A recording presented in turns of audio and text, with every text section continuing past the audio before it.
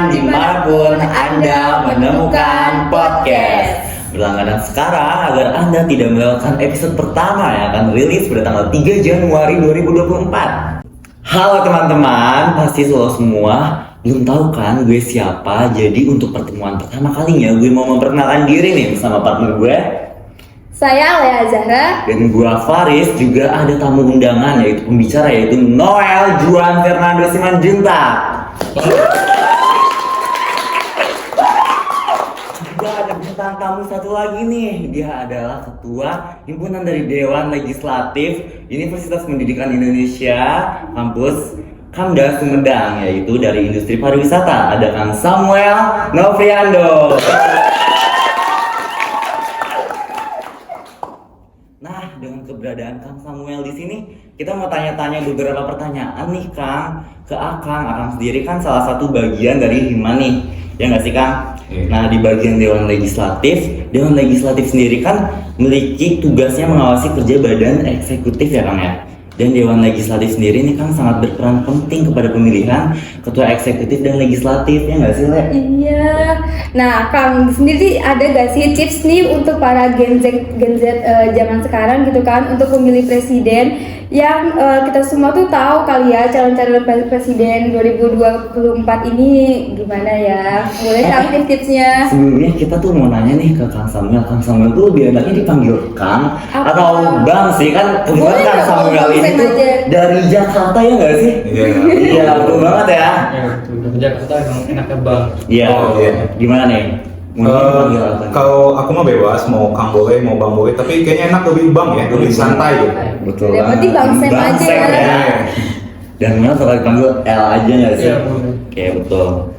Langsung aja nggak sih kan ke topik pembahasan, yaitu kita tuh bakal membahas mengenai pendidikan demokrasi tentunya pada generasi Z yang untuk menghadapi pemilu tahun 2024. Ada beberapa pertanyaan yang akan kami tanyakan nih Kang sebelumnya, ya nggak sih Le? Pertanyaannya ada berapa Le? Mau di-spill nggak sih Le? Boleh nih. Pertanyaan pertama dulu kali ya. Menurut Bang El nih ya, cara mengedukasi Gen Z sebagai pemilih pemuda untuk menghadapi pemilu tahun 2024 tuh gimana ya? Oke, mungkin aku izin menjawab ya. Bagaimana caranya mengedukasi Gen Z dalam menghidupkan lagi demokrasi atau tahun politik mungkin disebut di tahun 2024 nanti. Sebelumnya dari khususnya di UPI Kamda Sumedang kemarin sempat melakukan sosialisasi dari Komisi Pemilihan Umum Kabupaten Sumedang, di mana sosialisasi ini ditujukan untuk seluruh mahasiswa atau mahasiswi di Universitas Pendidikan Indonesia kampus di Sumedang untuk mengedukasi bagaimana para pemilih pemula dan mengedukasi bagaimana apa itu pemilu, apa itu pemilihan umum, apa yang ada di dalamnya dan sebagainya gitu. Nah, mungkin tips dari saya untuk para pemilih pemula yang pertama adalah kalian harus tahu dulu gitu calon seperti apa atau figur seperti apa yang kalian butuhkan untuk nantinya memimpin. Jika di pemilu ini berarti kita akan memilih presiden dan wakil presiden untuk memimpin Indonesia selama 5 tahun ke depan gitu. Jadi kalau menurut saya pribadi, kalian harus tahu dulu, dalami gitu apa visi misi mereka, apa program kerja mereka, apa yang akan mereka lakukan, dan apa kelebihan mereka dari presiden sebelumnya yang tidak dimiliki gitu. Karena pastinya ketika kita memilih sebuah pemimpin, kita pertama harus percaya dan yakin bahwa pemimpin itu bisa untuk memimpin sebuah organisasi atau sebuah daerah atau sebuah kehidupan yang ada di dalamnya gitu. Nah, jadi setelah kita yakin dan kita tahu nih, kita harus aware juga gitu bahwa kita selama hidup mungkin ya, selama ada di Indonesia khususnya, kita harus mempunyai pemimpin yang bisa mengayomi seluruh rakyat Indonesia gitu. Jadi saran dari saya mungkin yang pertama, kita kemarin sudah melakukan debat, khususnya debat capres dan cawapres, debat capres sekali dan debat cawapres sekali itu merupakan sebuah media sarana di mana nantinya para pemilih pemula khususnya di Gen Z ini bisa mengetahui gitu bagaimana calon-calon pemimpin bangsa ini bisa dikenal oleh seluruh masyarakat Indonesia gitu. Kalau tidak salah juga Gen Z ini memiliki posisi teratas dalam jumlah pemilih di seluruh Indonesia dibandingkan dengan generasi lainnya, yang dimana ini merupakan salah satu syarat mutlak bagi bangsa Indonesia dalam menghadapi generasi emas di 2045 gitu. Jadi saran saya adalah kalian harus melek, harus buka mata terhadap tahun politik, terhadap bagaimana Indonesia kedepannya dipimpin oleh siapa, dan kalian harus mau gitu, mau untuk terjun langsung dengan cara ya pastinya datang ke TPS, memilih pemimpin yang sesuai dengan apa yang menjadi pilihan kalian di hati kalian gitu, dengan visi misinya, dengan program kerjanya, dengan apa yang ingin mereka lakukan untuk Indonesia, dan bagaimana rekam jejak mereka di dunia politik ataupun di Indonesia ini, khususnya di bidang eksekutif ataupun di bidang legislatifnya itu tersendiri. Mungkin tips dari saya untuk pemilih pemula.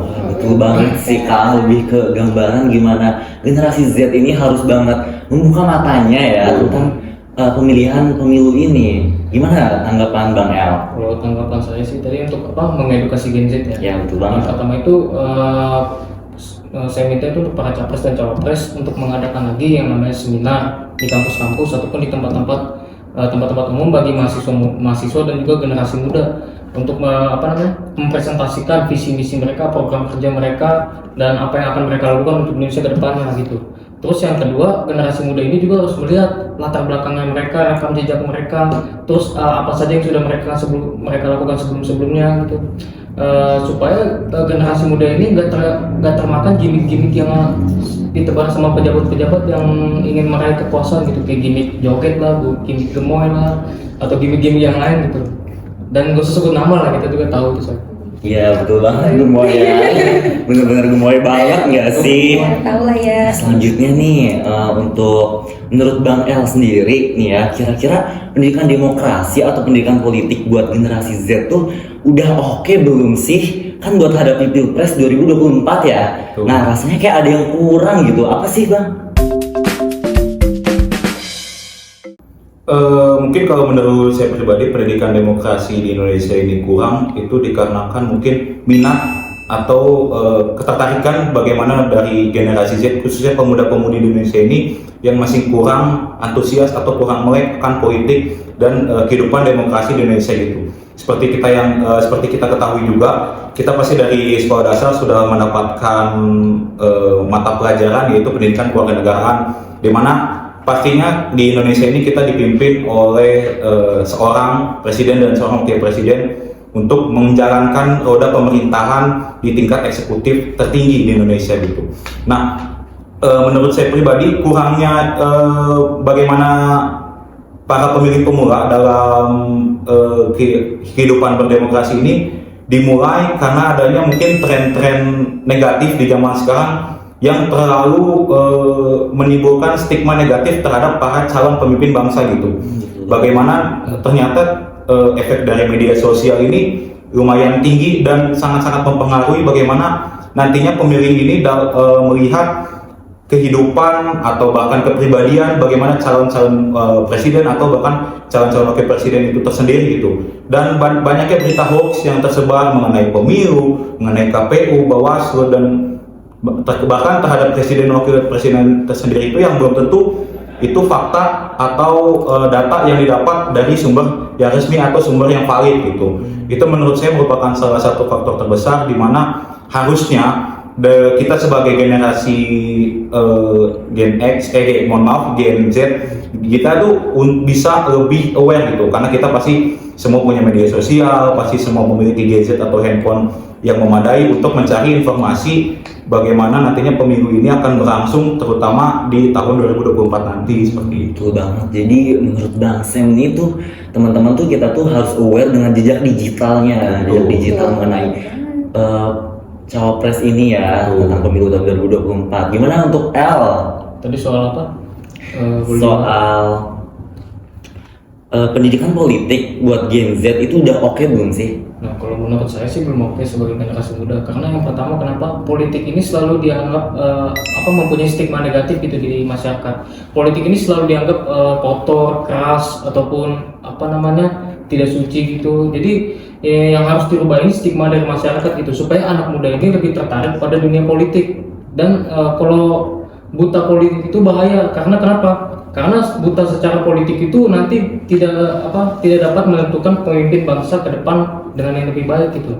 Terus yang kedua tadi untuk Kang Samuel yang sudah jelaskan tentang berita hoax. Nah, berita hoax ini menjadi salah satu perhatian saya juga. Karena apa? Karena banyak di media sosial ini yang menyebarkan berita hoax seperti buzzer-buzzer yang disewa oleh para pejabat politik demi menghancurkan lawan politik mereka gitu. Wah, banget sih ya ini.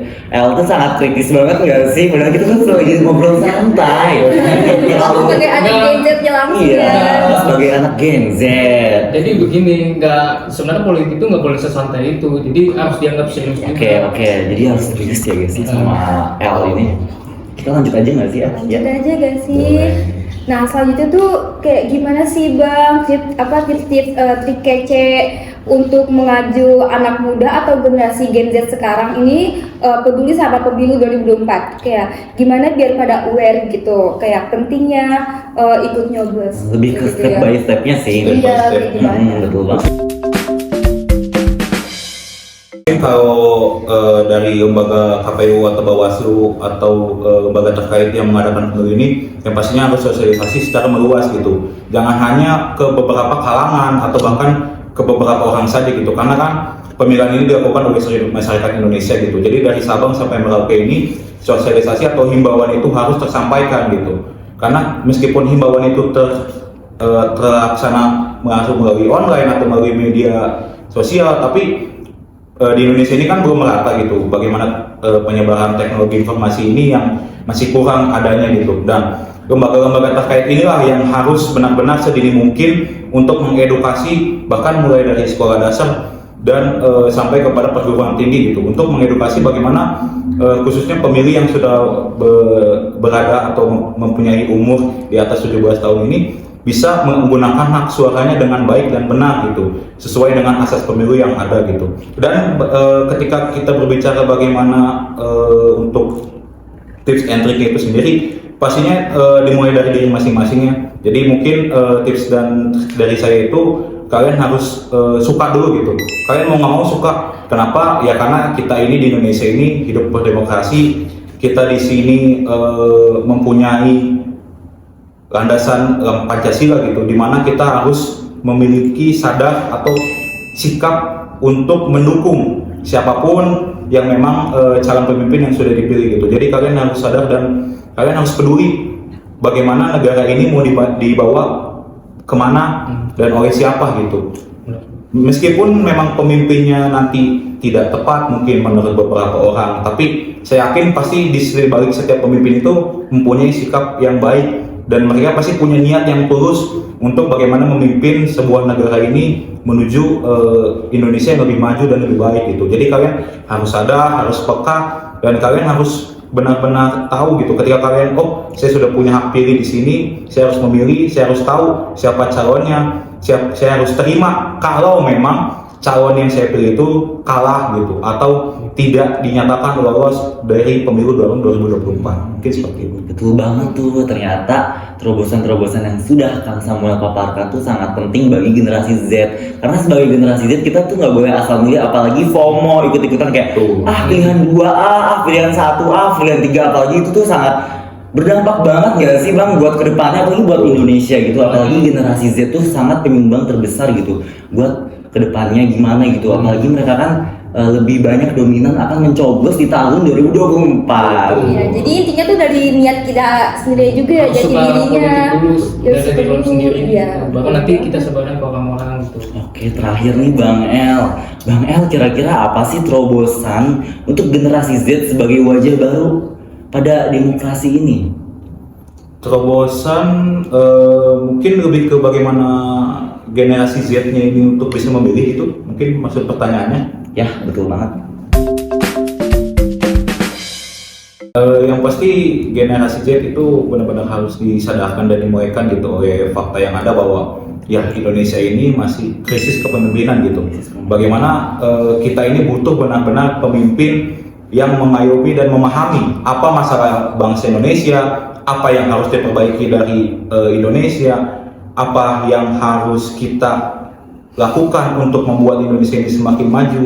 Mungkin dari berbagai sektor yang ada, dari berbagai industri yang ada di Indonesia ini, Pastinya kita di Gen Z ini mempunyai peluang yang lebih besar gitu ya, karena pastinya kita sudah mengenyam pendidikan mulai dari TK, SD sampai mungkin bangku perkuliahan, dan kita ini sudah dibekali gitu oleh ilmu-ilmu, oleh pendidikan dari mana guru atau bahkan dosen-dosen kita di kampus. Jadi kita harus mengimplementasikan hal tersebut. Kita harus melakukan ilmu yang sudah diajarin oleh para pengajar kita dimanapun kita berada, dan yang pastinya terobosannya itu para pemilih ini khususnya di generasi Z ini benar-benar harus dibekalin oleh ilmu gitu, karena menurut saya ilmu ini penting gitu. Jadi tidak hanya melulu soal kapan pencoblosan, siapa saja calonnya, tapi mereka paham dulu gitu, politik itu ternyata sepenting ini gitu, politik itu ternyata tidak seribet itu gitu. Mungkin ada sisi sederhananya dari sebuah politik yang harus diketahui oleh semua generasi Z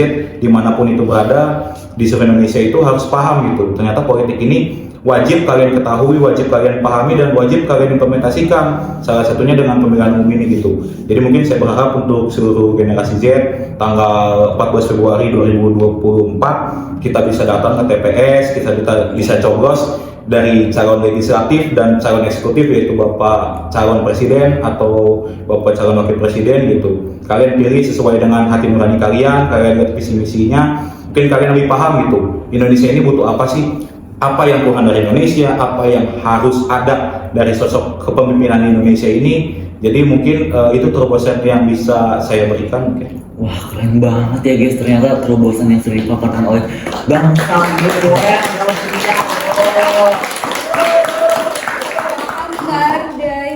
Kita tuh harus benar-benar menyuarakan HAM kita, hak asasi manusia, untuk menyoblos pada pemilu tahun 2024 nanti guys. Jadi kita tuh nggak boleh menyia-nyiakan hak suara kita nggak boleh golput. Ingat, kita nggak boleh golput ya, kita harus tetap milih, karena ini sangat berdampak buat kedepannya bagaimana nasib Indonesia selanjutnya, bagaimana. Betul banget. Mungkin dari El sendiri kata-kata terakhir atau kesimpulannya bagaimana nih? Sebentar, kata-kata terakhir ini maksudnya gimana? Itu dari hasil diskusi kita nih mengenai podcast ini kan, Bang El tuh sangat kritis ya nggak sih? Kritis banget, sampai sekritisnya itu sangat serius banget nih Bang El soal pemilu. Jadi ya kesimpulan ya, bukan kata-kata terakhir. Kata-kata terakhir nanti lah itu.